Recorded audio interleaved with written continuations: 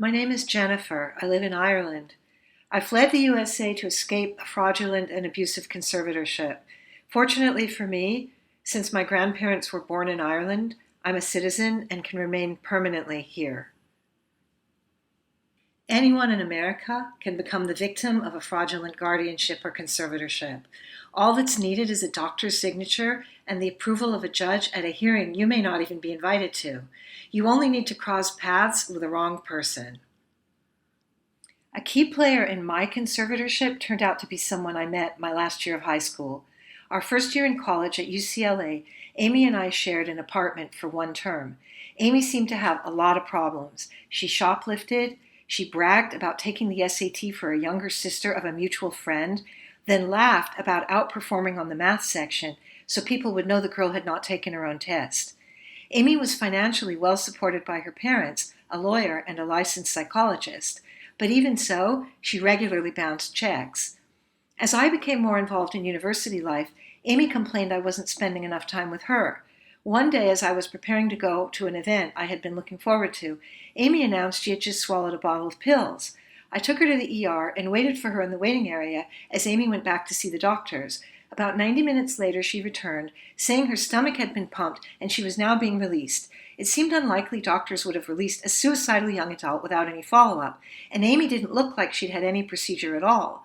I felt manipulated and knew I needed to distance myself from Amy, but rather than have a confrontation, I resolved to move out of our shared apartment at the end of the school term. A year later, I transferred to UC Berkeley and moved into a women's co-op house, Hoyt Hall. After some time there, I was elected house manager, covering my rent and board. Amy transferred to Berkeley. She moved into Hoyt and tried to cheat on the room selection lottery and broke other rules. She seemed to think her relationship with me entitled her to special privileges in the house. Eventually, we both moved on. I graduated and went to grad school at Yale.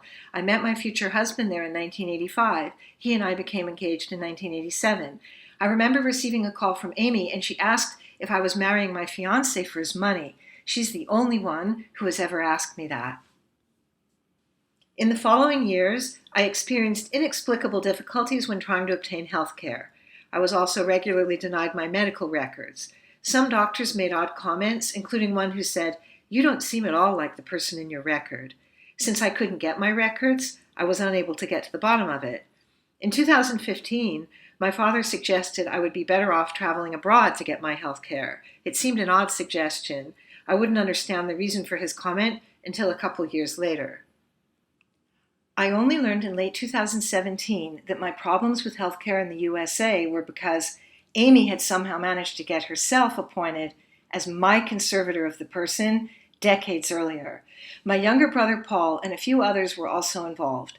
Paul at the time was a California lawyer, but he has since resigned his license with charges pending for offenses unrelated to my conservatorship. My father would eventually share that he and my mom had been deceived and had not understood conservatorship nor who Amy was. Others were deceived along the way too, including quite a few doctors. Eventually, I developed a lump in one of my breasts. 2 medical care providers I consulted dismissed my concerns, not even checking for a lump. One made a comment about anxiety. Later, I sought medical care in Ireland, where I received a diagnosis of invasive breast cancer. My husband and I still cannot gain access to my medical or legal records in the USA.